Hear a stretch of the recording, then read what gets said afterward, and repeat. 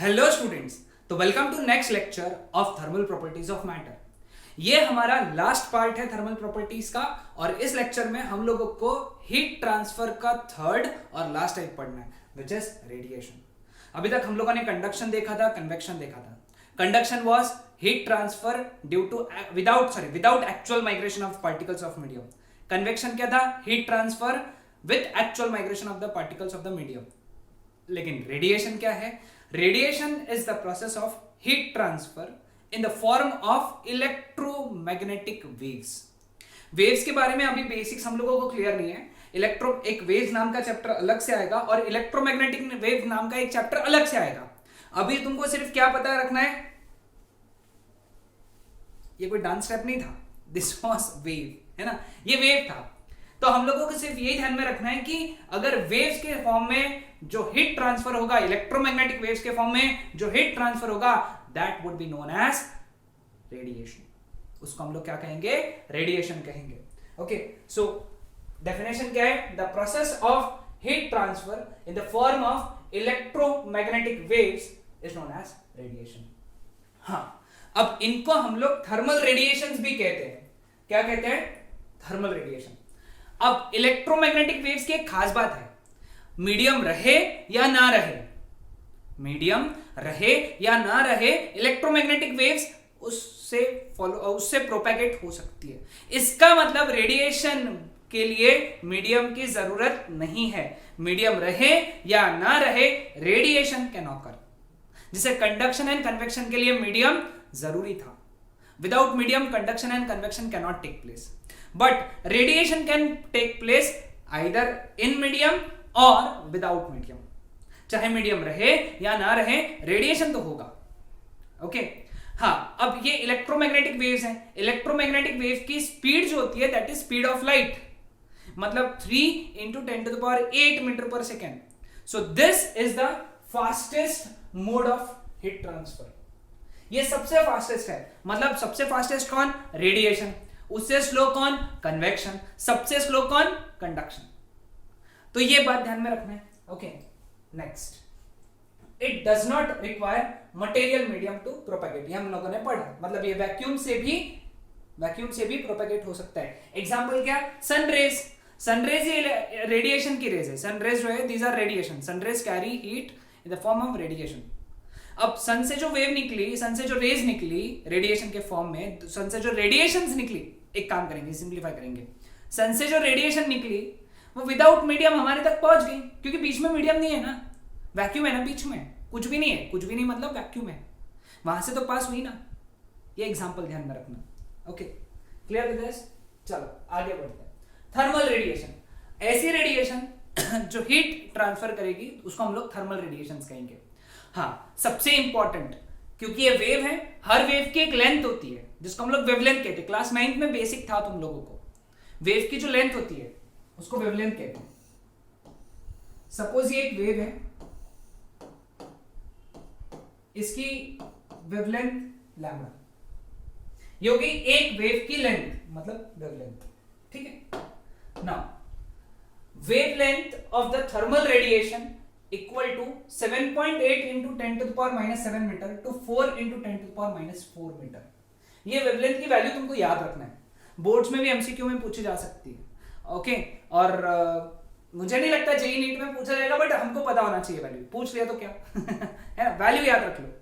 Value याद रखना पड़ेगा, 7.8 × 10⁻⁷ टू 4 × 10⁻⁴। ओके, ये नंबर सेम दिख रहा है, ये नंबर सेम दिख रहा है, माइनस लगा हुआ है, लेकिन टेक्निक याद रखने के लिए। दूसरा, these lie in infrared region of electromagnetic spectrum।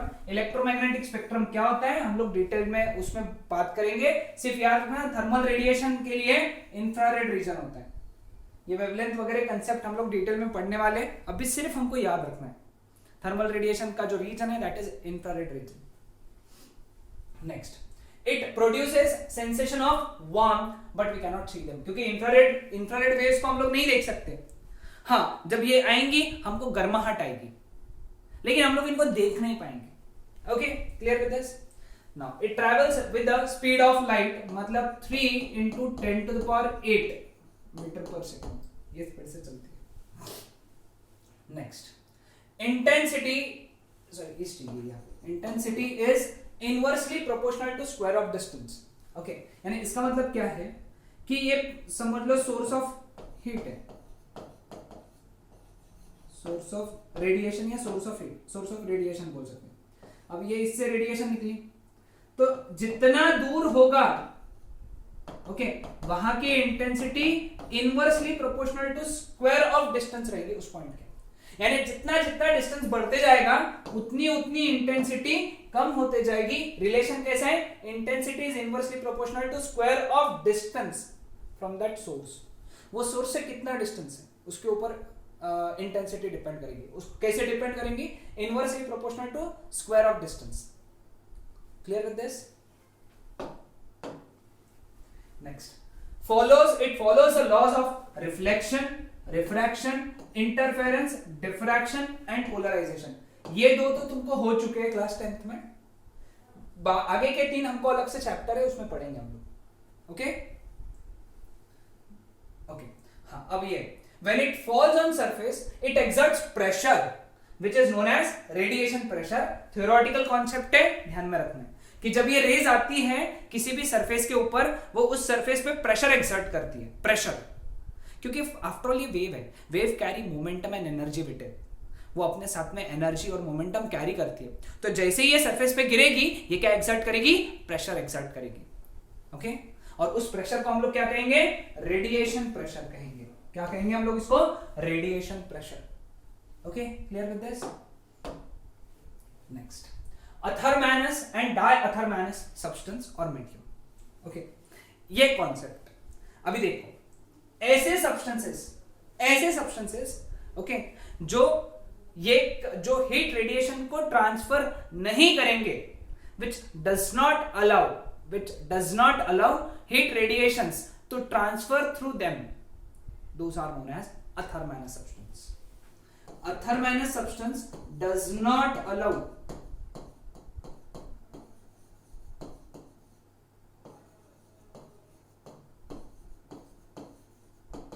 heat radiations to pass through them, है ना? वो अलाउ नहीं करती हीट रेडिएशंस को उससे पास होने में। Okay, clear with this?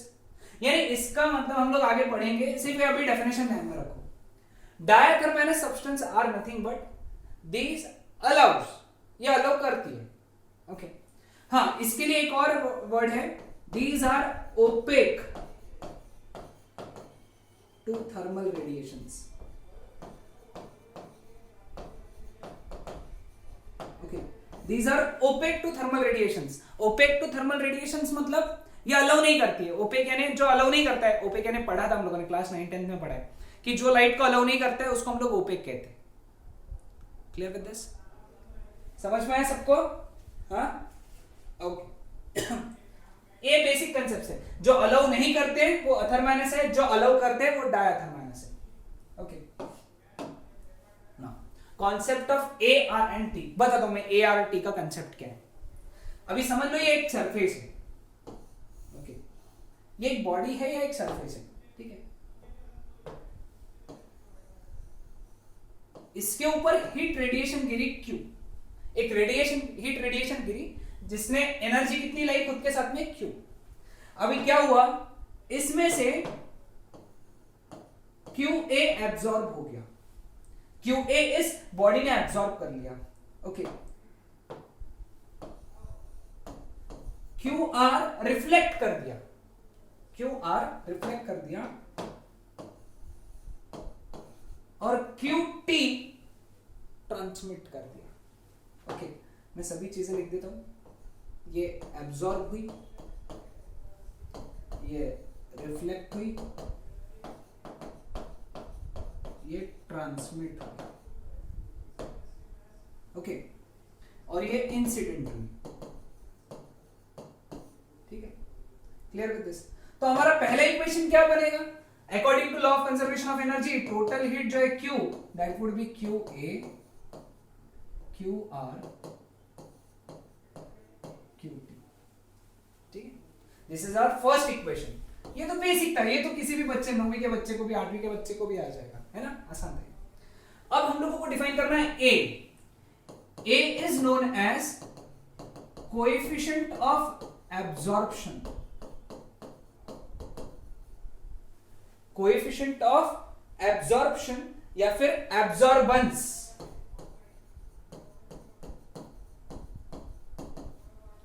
Coefficient of absorption और एब्जॉर्बेंस कैसे डिफाइन किया हम लोगों ने ए को? It is the amount of heat absorb to total heat incident on it, total radiant heat incident on it.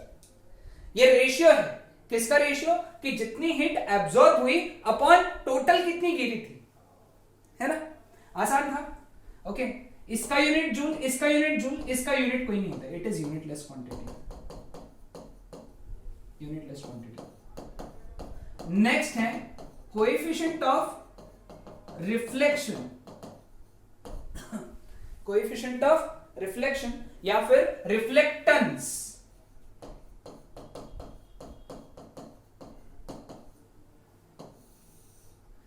तुमको शायद डेफिनेशन तो ध्यान में आ ही गया होगा, सभी लोगों के दिमाग में आ गया होगा। It is the amount of heat reflected to total incident heat, जितनी हीट रिफ्लेक्ट हुई अपॉन टोटल जितनी हीट गिरी। Okay, it is also unitless quantity, क्योंकि इसका भी यूनिट जूल, इसका भी unit joule. Now coefficient of transmission या फिर ट्रांसमिटेंस, एक ही बोलो, हाँ, कोएफिशिएंट ऑफ ट्रांसमिटेंस मत बोलो, इट इज सिंपली ट्रांसमिटेंस या फिर कोएफिशिएंट ऑफ ट्रांसमिशन, रिफ्लेक्टेंस या फिर कोएफिशिएंट ऑफ रिफ्लेक्शन। तो ये कैसे डिफाइन करेंगे? It is the amount of heat transmitted to total radiant, total incident heat. ठीक है, समझ में? अब एक काम करेंगे, ये इक्वेशन को Q से डिवाइड कर देंगे तो हमको क्या मिलेगा? 1 is equal to QA upon Q, QR upon Q, QT upon Q। Okay, समझ में? What is QA upon Q? A, QR upon Q R, QT upon Q T, that is equal to 1. So A plus R plus T is equal to 1 for any body, always, हाँ, always, कोई भी body के लिए इन तीनों coefficients का addition हमेशा 1 होना चाहिए। This is very important. ठीक है, now coming on to next part. Suppose कोई बॉडी का A1 है तो उसका R0 रहेगा, T0 रहेगा, पहला केस। अब A1 यानी क्या? कि सारी की सारी हीट एब्जॉर्ब हो गई। ओके, सारी की सारी हीट एब्जॉर्ब हो गई, कुछ भी हीट रिफ्लेक्ट नहीं हुई, कुछ भी हीट ट्रांसमिट नहीं, so it is perfect absorber.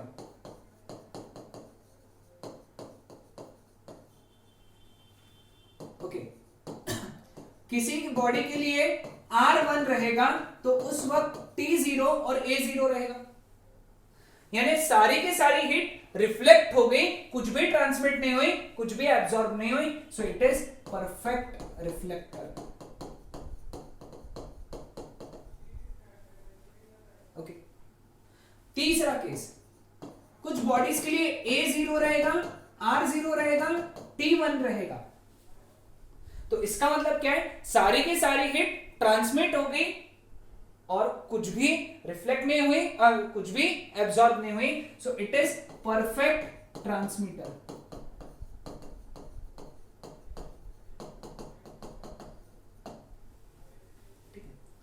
चौथा, कुछ बॉडीज के लिए T0 रहेगा लेकिन A प्लस R 1 रहेगा।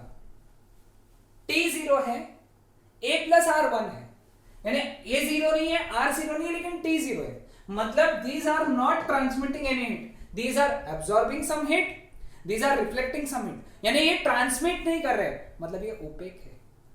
मतलब ये कौन सा सब्सटेंस है? These are a thermogenous substance।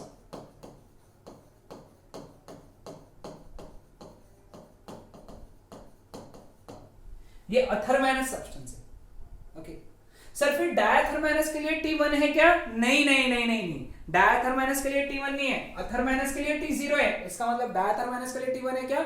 नहीं, ये डायथरमाइनस के लिए जो नॉर्मल इक्वेशन है A plus R plus T is equal to 1, ये है डायथरमाइनस के लिए इक्वेशन,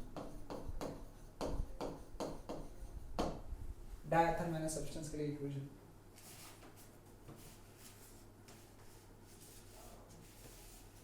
ठीक है,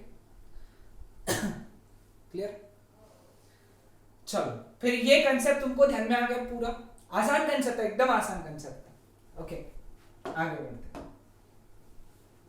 मोनोक्रोमैटिक इमिटेंस और स्पेक्ट्रल एमिसिव पावर। अब एक बात ध्यान में रखो, ये अब एक नया कंसेप्ट टाइप में शुरू हो रहा है। देखो, कोई भी चीज हीट एब्जॉर्ब कर रही है तो फिर वो रिफ्लेक्ट भी कर सकती है, ट्रांसमिट भी कर सकती है।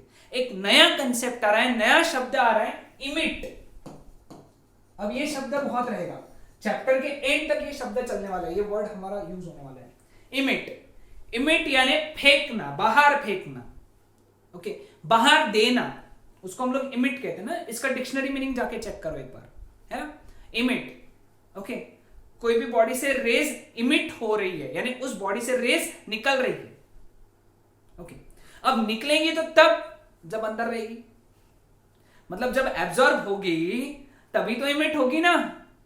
जब एब्जॉर्ब होगी रेज, उसके बाद में एमिशन आएगा, समझ रहे हो? एमिशन तो तभी आएगा जब रेज एब्जॉर्ब होने वाली है। तो हम लोग ये कंसिडर कर चुके हैं कि बॉडी का टेम्परेचर बढ़ चुका है, बॉडी ने रेज एब्जॉर्ब की है, अब वो एमिशन के लिए तैयार है। तो पहला हमको चीज पढ़ना है उसके अंदर, मोनोक्रोमैटिक एमिटेंस और स्पेक्ट्रल एमिसिव पावर। डेफिनेशन की तरफ ध्यान देना है, ओके, बहुत इंपॉर्टेंट डेफिनेशन है। For a given surface it is defined as radiant heat emitted per second per unit area of the surface within a unit wavelength around lambda, that is lying between lambda minus 1/2 and lambda plus 1/2। Unit wavelength यानी one का difference है, lambda के पहले और बाद में 1 का अगर डिफरेंस करना है तो लैम्बडा का आधा माइनस करना पड़ेगा, लैम्बडा में से आधा माइनस करना पड़ेगा और लैम्बडा में आधा ऐड करना पड़ेगा, lambda minus 1/2 and lambda plus 1/2। Okay, अब ये डेफिनेशन को अपन तोड़ते और समझते, ये क्या है? It is defined as radiant heat emitted, यानी किसी भी बॉडी से कितनी हीट एमिट हो रही है, लेकिन कैसे? पर सेकेंड, यानी 1 सेकेंड में, पर यूनिट एरिया यानी 1 मीटर स्क्वायर एरिया से, और यूनिट वेवलेंथ यानी 1 मीटर के वेवलेंथ का डिफरेंस ही होना चाहिए। ओके, लैम्बडा के आजू बाजू, where lambda is some wavelength, lambda एक कोई तो वेवलेंथ होगा, ऐसा समझ लो। ठीक है, समझ में आया सबको? तो अपन इसको डिनोट करते हैं ई लैम्बडा से। तो इसका फॉर्मूला क्या बना है डेफिनेशन से? तुमको कंसेप्ट तो ध्यान में है ना, बॉडी से रेज इमिट हुई, रेडिएशन इमिट हुई, तो इसका फॉर्मूला क्या हुआ? Energy emitted per unit time per unit area per unit wavelength. Okay, तो इसका एसआई यूनिट क्या हो गया बेटा, बताओ? SI unit joule per metre square second into metre, wavelength का यूनिट मीटर है, तो मीटर इंटू मीटर, ये ऐसा हो गया। Okay, clear? Joule per second मतलब वैट, ओके, तो वैट पर मीटर क्यूब। कुछ बुक्स में तुमको ये यूनिट ऐसा भी लिख सकता है, joule per metre square second, wavelength को एंगस्ट्रॉम में गिना उन्होंने, एंगस्ट्रॉम, या फिर watt per metre square angstrom.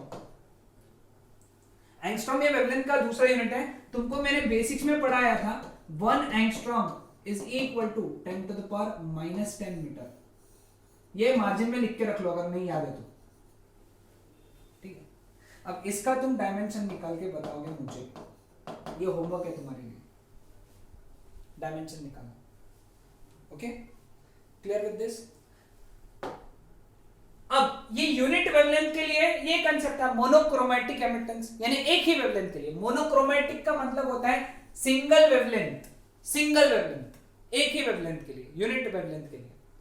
अब अगर पूरे वेवलेंथ की बात करी मैंने, अगर सब वेवलेंथ कंसीडर किया, सिंगल वेवलेंथ के लिए इतनी रेडिएशन एमिट हुई थी, इतनी रेडिएशन एमिट हुई थी। अगर हम लोगों ने पूरे रेडिएशन की, पूरे वेवलेंथ की अगर बात करी, तो फिर उसके लिए कंसेप्ट क्या है, उसके लिए अगला कंसेप्ट है विच इज टोटल एमिटेंस और total emissive power. Okay, total emittance और टोटल एमिसिव पावर क्या है, ये इसका definition, it is defined as the total amount of the thermal energy emitted per unit time per unit area of the body for all possible wavelengths, सभी wavelengths के लिए, सिर्फ single या unit wavelength के लिए नहीं, कोई भी एक वेवलेंथ के लिए नहीं, सभी वेवलेंथ्स के लिए। ओके, तो फिर सभी वेवलेंथ्स के लिए कैसे निकालेंगे, हम लोग क्या करेंगे, ई लैम्बडा डी लैम्बडा ऐसा लिख के 0 to इनफाइनाइट लेके इंटीग्रेशन ले लेंगे, तो ये बन गया इसका फॉर्मूला। ओके, अब इसका अगर ऐसा यूनिट निकाला, वो आएगा joule per metre square second, क्योंकि वेवलेंथ से मल्टीप्लाई, डी लैम्बडा से मल्टीप्लाई हुआ तो 1 मीटर कट गया, या फिर वैट पर मीटर स्क्वायर, क्योंकि जूल पर सेकेंड वैट होता है। इसका डायमेंशन तुम निकाल के दोगे मुझे, तुम मुझे बताओगे।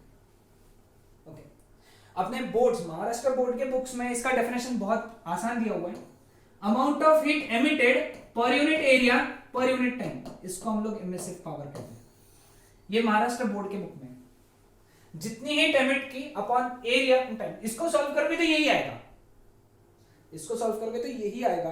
ओके, ये महाराष्ट्र बोर्ड के लिए याद रखना है, बोर्ड्स के लिए, जब बोर्ड्स का बात करेंगे हम लोग। ओके, और ये फॉर्मूला भी याद रखना है, क्योंकि यहाँ पे भी काम में आएगा, जब मैं न्यूमेरिकल्स डिस्कस करूंगा तब बताऊंगा।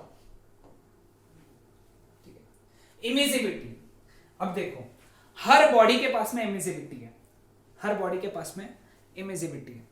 ओके, अब उसमें भी एक बात ध्यान में रखना, एक कॉन्सेप्ट याद रखना। ओके, जनरली बॉडीज ऐसी होती है जो हीट एब्जॉर्ब करती है, रिफ्लेक्ट करती है, ट्रांसमिट करती है, लेकिन कुछ बॉडी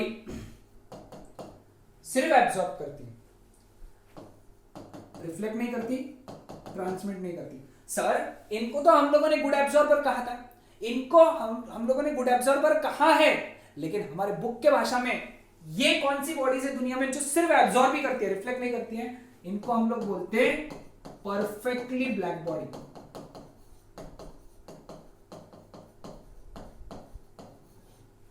क्या बोलते हैं हम लोग इनको, परफेक्टली ब्लैक बॉडी। तो ये एक और कॉन्सेप्ट वहां पे लिख के रख लो, परफेक्टली ब्लैक बॉडी दुनिया में एक में वो बॉडी है जो सिर्फ एब्जॉर्ब करती है, रिफ्लेक्ट भी नहीं करती, ट्रांसमिट भी नहीं करती। ठीक है, तो एक बात ध्यान में रखना, जो जितना अच्छा एब्जॉर्ब करेगा उतना अच्छा इमिट करेगा। वो बच्चा जो सबसे अच्छा लर्न करके जाएगा वही एग्जाम में तो सबसे ज्यादा लिखेगा। एब्जॉर्ब करोगे तभी तो इमिट करोगे, जितनी ज्यादा पढ़ाई करोगे तभी तो एग्जाम में अच्छा लिख पाओगे, पढ़ाई नहीं करोगे एग्जाम में नहीं लिख पाओगे। मतलब good absorber is good emitter, ऐसा परेश सर नहीं बोले, ऐसा बोला किरचॉफ, उसने प्रूव भी करके दिया। Good absorber is good emitter, मतलब चैटिंग की भाषा में मतलब मुझे एक बात बताओ, दुनिया का सबसे अच्छा एब्जॉर्बर कौन? Perfectly black body. तो फिर दुनिया का सबसे अच्छा एमिटर भी कौन आना चाहिए? Perfectly black body. तो दुनिया में सबसे ज्यादा ई, कैपिटल ई मतलब टोटल एमिसिव पावर या फिर सिंपली एमिसिव पावर, दुनिया में सबसे ज्यादा एमिसिव पावर किसकी होनी चाहिए? परफेक्टली ब्लैक बॉडी की होना चाहिए, क्योंकि सबसे अच्छा एमिट वही कर सकता है। जो सबसे अच्छा इमिट कर सकता है वही तो सबसे अच्छा एमिटर है, और वो कौन है? Perfectly black body. उसकी ही एमिसिव पावर सबसे ज्यादा है। यानी इसका मतलब ये है, ये एक ऑर्डिनरी बॉडी है और ये एक ब्लैक कलर है क्या हमारे पास में? हाँ, अभी तुमको दिखेगा नहीं क्योंकि ब्लैक बोर्ड है। एक इमेजिन करो, सपोज ये ब्लैक कलर है, ये हमारी ब्लैक बॉडी, ये ऑर्डिनरी बॉडी, ये है perfectly black body. Same area, same radius, same तरीके का स्फीयर, ओके। सिर्फ एक ऑर्डिनरी बॉडी है, एक परफेक्टली ब्लैक बॉडी है, ओके। तो इसकी एमिसिव पावर E है, तो इसकी एमिसिव पावर रहेंगी EB।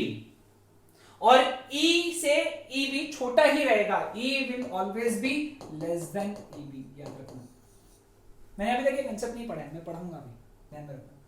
E हमेशा EB से छोटा ही रहेगा, EB सबसे ज्यादा रहेगा for given surface area given temperature. मतलब ये भी सपोज टेम्परेचर T पे, ये भी टेम्परेचर T पे, इसका एरिया भी A है, इसका एरिया भी A है, तो इसका एमिसिव पावर सबसे ज्यादा रहेगा क्योंकि वो ब्लैक बॉडी है, इसका एमिसिव पावर कम रहेगा क्योंकि वो ऑर्डिनरी बॉडी है। तो फिर कोई ऑर्डिनरी बॉडी के लिए एक और नया चीज डिफाइन होता है विच इज इमिसिविटी। क्या डिफाइन होता है? इमिसिविटी। तो इमिसिविटी क्या है? Emissivity is defined as emissivity of ordinary body E, sorry, कोई भी ऑर्डिनरी बॉडी का emissivity is defined as the ratio of its emissive power to emissive power of black body at the same temperature. मतलब जिस temperature पे ये body है उस temperature पे सेम साइज की ब्लैक बॉडी कंसीडर करो, दोनों का एमिसिव पावर निकालो और डिवाइड करो, तो ये बन गया हमारा इमिसिविटी का formula. Small e is equal to capital E upon EB. What is capital E? Emissive power of ordinary body. What is EB? Emissive power of black body. Okay. अब एमिसिव पावर का ऊपर का जो unit है वही नीचे का unit है, मतलब small e is unitless and dimensionless quantity. Unitless और dimensionless quantity. So emissive power of ordinary body is emissive power of that ordinary body upon emissive power of black body at same temperature. तो एक काम करते हैं ना, अपन emissive power of black body निकाल के देखते हैं। Emissive power of black body is emissive power of black body upon emissive power of black body, मतलब 1। इन शॉर्ट याद रखो कि ब्लैक बॉडी की इमिसिविटी 1 होती है, बाकी सब बॉडीज की यानी ऑर्डिनरी बॉडीज की इमिसिविटी लेस देन 1 होती है। ब्लैक बॉडी की इमिसिविटी 1 होती है और बाकी सब ऑर्डिनरी बॉडीज की इमिसिविटी 1 से कम होती है, 1 से कम, ओके, 1 से छोटी। तो देखो इसकी डेफिनेशन क्या है अपनी। The emissivity of a body at a given temperature is defined as ratio of total emissive power of the body to the total emissive power of a perfectly black body at the same temperature, at the same temperature. ठीक है, clear? तो perfectly black body के लिए हम लोगों ने क्या याद रखा है? Perfectly black body is that body which absorbs all the radiation and emits all the radiation. है ना? दुनिया में परफेक्टली ब्लैक बॉडी वो बॉडी है जो सारी की सारी हीट एब्जॉर्ब करती है और सारी की सारी हीट रेडिएट भी करती है, ओके, इमिट भी करती है। ध्यान में रहेगा सभी को? Okay, so this was about today's lecture. कल के लेक्चर में हम लोगों को previous theory of heat exchange ये कॉन्सेप्ट पढ़ना है, स्टीफन्स लॉ पढ़ना है, वीन्स डिस्प्लेसमेंट लॉ पढ़ना है, न्यूटन्स लॉ ऑफ कूलिंग पढ़ना है और ब्लैक बॉडी रेडिएशन, इतने सारे टॉपिक्स कवर करने वाले हैं हम लोग कल के लेक्चर में। और कल के लेक्चर में हम लोग सेकेंड वाला जो लेक्चर आएगा, कल का ये पहला लेक्चर रहेगा और दूसरे लेक्चर में हम लोग बात करेंगे किसके? न्यूमेरिकल्स की बेस्ड ऑन रेडिएशंस, और वहां ये टॉपिक कल हम लोग कंप्लीट करेंगे। Okay, that's it.